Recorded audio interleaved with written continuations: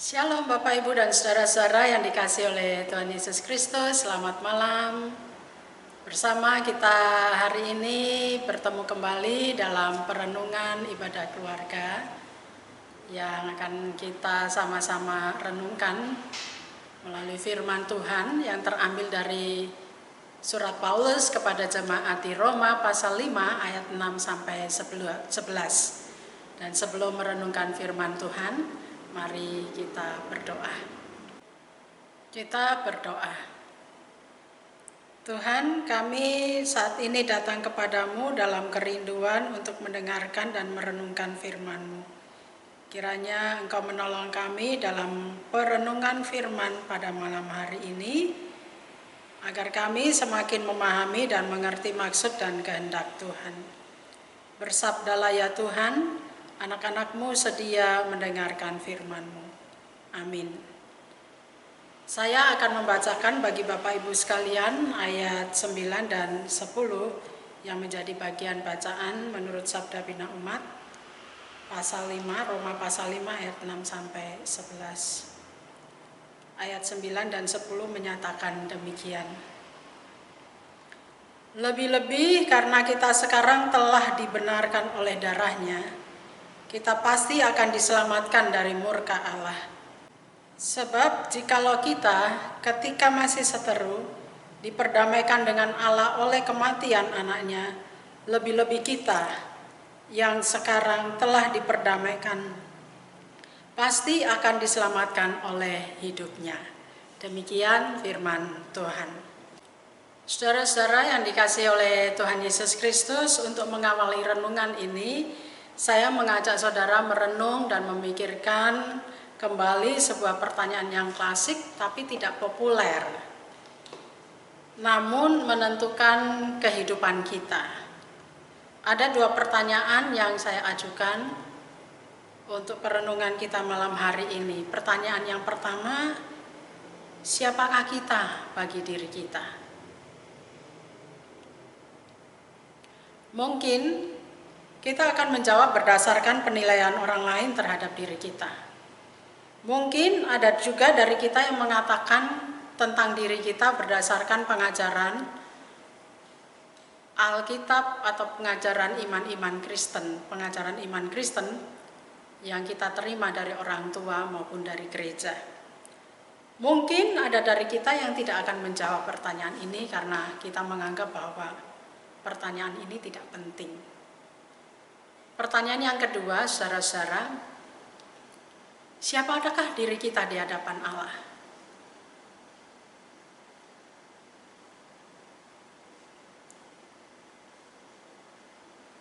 Tentu jawaban kita akan berbeda-beda sesuai dengan perspektif kita dari pertanyaan yang diajukan ini. Paulus melalui suratnya kepada jemaat di Roma mengatakan bahwa awalnya kita adalah orang yang lemah dan durhaka, namun telah dibenarkan oleh Allah. Kata lemah di sini menunjuk kepada keadaan yang tidak berdaya untuk melepaskan diri dari kungkungan perbudakan dosa. Lemah dalam pengertian kelemahan dalam daging. Manusia yang terkungkung dalam dosa oleh karena ia belum mengenal Allah.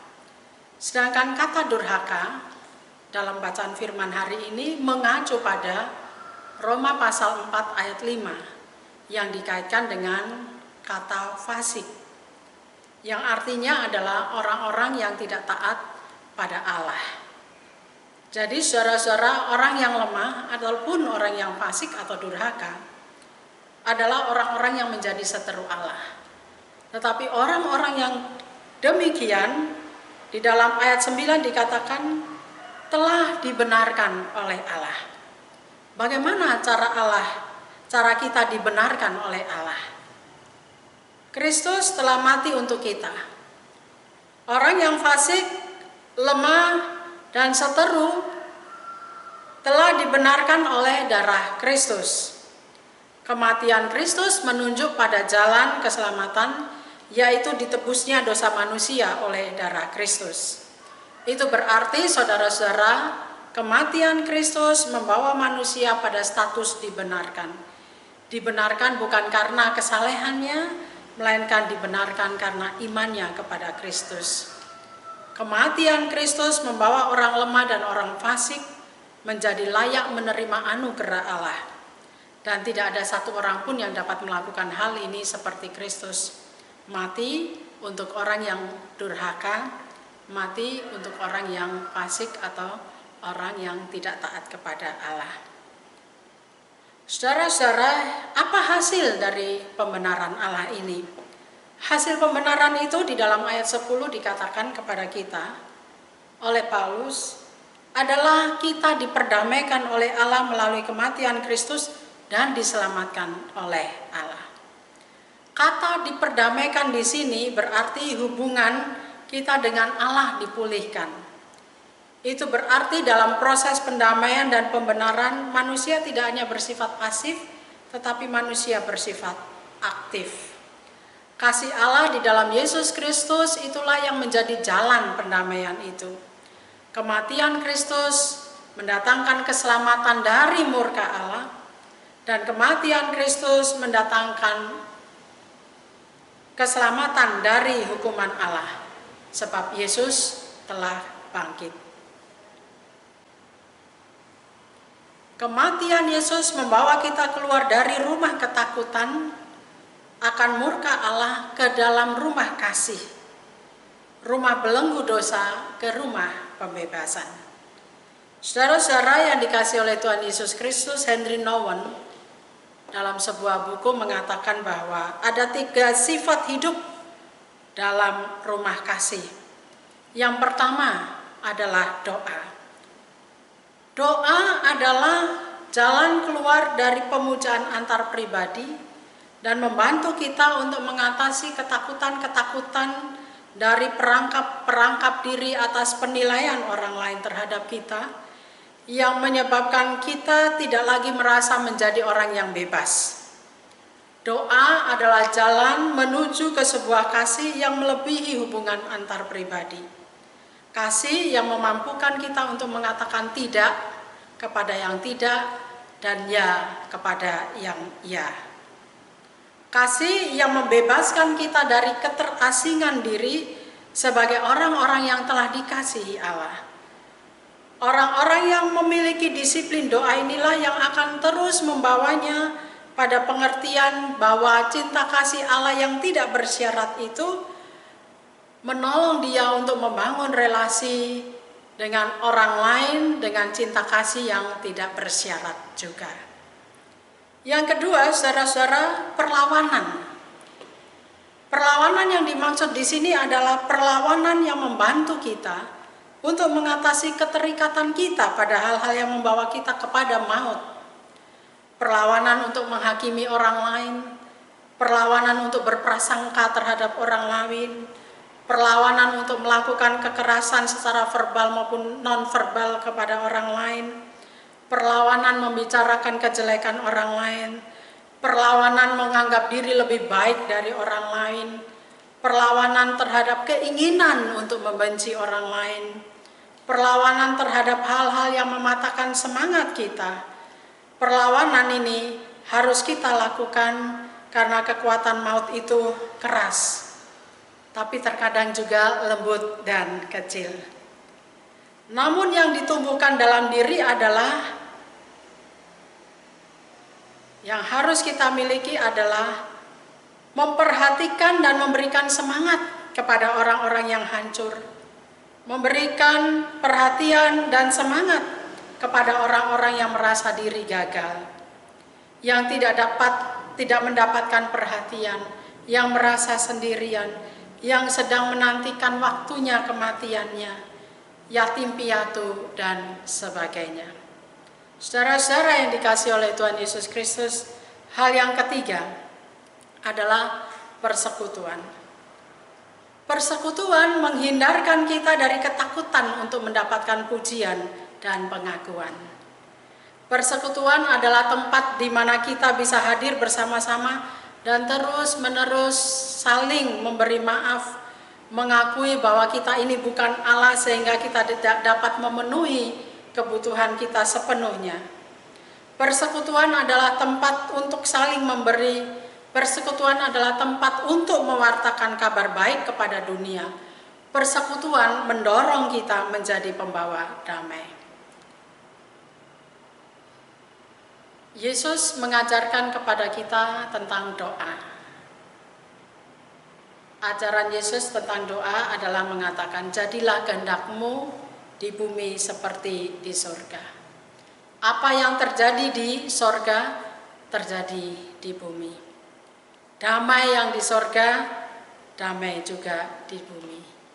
Hal itu akan terwujud, saudara-saudara, ketika orang Kristen atau orang yang percaya kepada Kristus menjadi pionir dalam kehidupan di dunia ini. Perdamaian itu harus kita sebarluaskan kepada semua orang. Dan Allah menciptakan kita di dunia ini untuk menjalankan misinya. Mari saudara-saudara, kita mewujudkan perdamaian di lingkungan tempat tinggal kita, dalam kehidupan persekutuan kita, dalam kehidupan bergereja kita.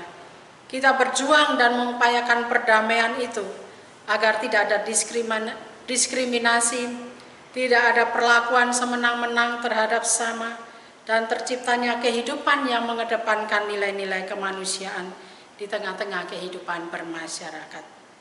Mari kita membangun sejahtera surgawi dimanapun kita berada. Kita membangun rumah kasih dengan memperhatikan 3 hal ini: doa, perlawanan, dan persekutuan. Tuhan memberkati. Amin. Saudara-saudara, sebelum kita menikmati waktu istirahat kita, mari kita berdoa. Tuhan, kami mengucap syukur untuk firman-Mu di malam hari ini. Kami juga bersyukur bahwa Engkau telah memberikan kesempatan dan peluang kepada kami untuk beraktivitas dari pagi hingga malam hari ini. Kami berkarya, kami bekerja, kami bersosialisasi dengan orang lain, dan Tuhan menopang dan menolong kami untuk dapat menyelesaikan persoalan-persoalan di hari ini, bahkan menyelesaikan tugas-tugas dan tanggung jawab kami. Dan dalam kelelahan tubuh saat ini ketika kami mendengarkan firman-Mu dan merenungkannya, Engkau mengingatkan kami kembali bahwa kami adalah anak-anak-Mu yang sudah Engkau benarkan untuk menjadi pembawa kabar baik kepada semua orang. Malam yang menjadi bagian dari kehidupan kami akan kami nikmati dalam waktu istirahat kami. Kiranya Tuhan, Engkau menolong kami untuk menikmati waktu istirahat kami dengan tidur nyenyak, sehingga kelelahan tubuh kami dapat terobati, dan esok hari kami dapat bangun dengan kondisi tubuh yang segar, melakukan tugas dan tanggung jawab kami, serta kami menjadi pemberita kabar baik kepada setiap orang yang kami jumpai. Dalam nama Yesus kami berdoa. Amin. Saudara-saudara yang dikasihi oleh Tuhan Yesus Kristus, selamat malam, selamat beristirahat. Jangan lupa ingat 5M. Memakai masker, menjaga jarak, mencuci tangan dengan air yang mengalir, menjauhi kerumunan, dan mengurangi mobilitas. Salam semangat dan salam sehat. Tuhan memberkati.